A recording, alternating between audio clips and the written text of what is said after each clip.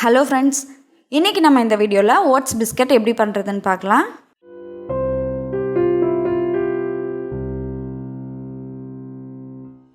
இது பண்ணுறதுக்கு நான் வந்து இன்றைக்கி 120 கிராம் அளவுக்கு ஓட்ஸ் எடுத்திருக்கேன். இது வந்து 1.5 கப் அளவுக்கு இருக்கும். இதை வந்து நம்ம பிளெண்டரில் போட்டு அரைச்சி எடுத்துக்கலாம். நான் வந்து இன்றைக்கி டிசானாவோட இந்த ஓட்ஸ் தான் எடுத்திருக்கேன்.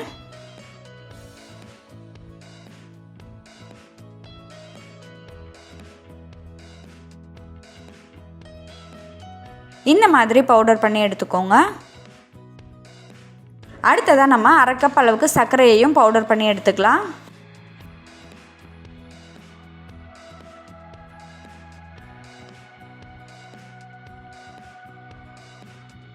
இப்போது நம்ம அரைச்சி எடுத்து வச்சுருக்க ஓட்ஸில் 120 கிராம் அளவுக்கு மைதா மாவு சேர்த்துக்கோங்க. 120 கிராம் மைதா மாவு அப்படிங்கிறது 1 கப் அளவுக்கு இருக்கும். இது கூடவே நம்ம 1/2 கப் அளவுக்கு பொடிச்சு வச்சுருந்த சர்க்கரையையும் சேர்த்துக்கலாம்.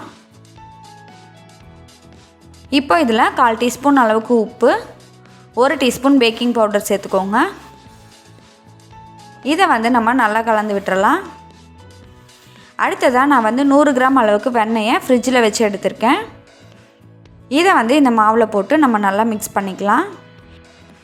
இந்த பட்டர் வந்து மாவில் எல்லா இடத்துலையும் படுற மாதிரி நல்லா மிக்ஸ் பண்ணி விடுங்க. இப்போ இதில் 1/2 டீஸ்பூன் அளவுக்கு வெண்ணிலா எசன்ஸ் சேர்த்துக்கலாம். 2 டேபிள் ஸ்பூன் அளவுக்கு பால் சேர்த்துக்கோங்க.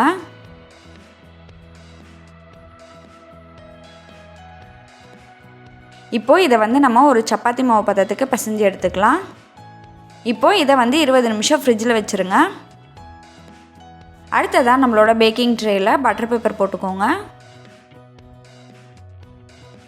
இப்போ பாருங்கள், நம்மளோட குக்கி டோவை 20 நிமிஷம் ஃப்ரிட்ஜில் வச்சு எடுத்தாச்சு. இதிலேருந்து பாதி அளவுக்கு நம்ம எடுத்துக்கலாம். இதை வந்து ஒரு பட்டர் பேப்பர் மேலே வச்சுருங்க. இதுக்கும் மேலேயும் ஒரு பட்டர் பேப்பர் வச்சுட்டு நம்ம வந்து நல்லா இதை வந்து தேய்ச்சிக்கலாம். இந்த மாதிரி தேய்க்கும் போது நமக்கு வந்து அடியிலையும் ஒட்டாது, நம்மளோட சப்பாத்தி கட்டையிலையும் ஒட்டாமல் இருக்கும். இந்த மாதிரி நல்லா தேய்ச்சி எடுத்த பிறகு நம்ம வந்து இதை ரவுண்டாக கட் பண்ணி எடுத்துக்கலாம். நான் வந்து இன்றைக்கி ரவுண்டாக கட் பண்ணுறதுக்காக நம்ம வந்து இடியாப்பம் புளியறது இருக்குல்ல, அதை வந்து எடுத்திருக்கேன். நீங்கள் வந்து ஏதோ ஒரு மூடியை கூட நம்ம வந்து இந்த மாதிரி ரவுண்டாக கட் பண்ணுறதுக்கு யூஸ் பண்ணிக்கலாம்.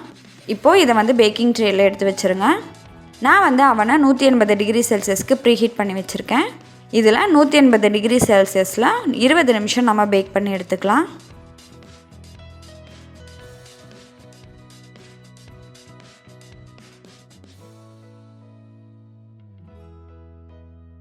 இப்போ பாருங்கள், நம்மளோட ஓட்ஸ் பிஸ்கட் சூப்பராக ரெடி ஆகிடுச்சு. இதை கண்டிப்பாக நீங்களும் உங்கள் வீட்டில் ட்ரை பண்ணி பாருங்கள். உங்களோட ஃபீட்பேக்கை கமெண்ட்டில் சொல்லுங்கள். நன்றி.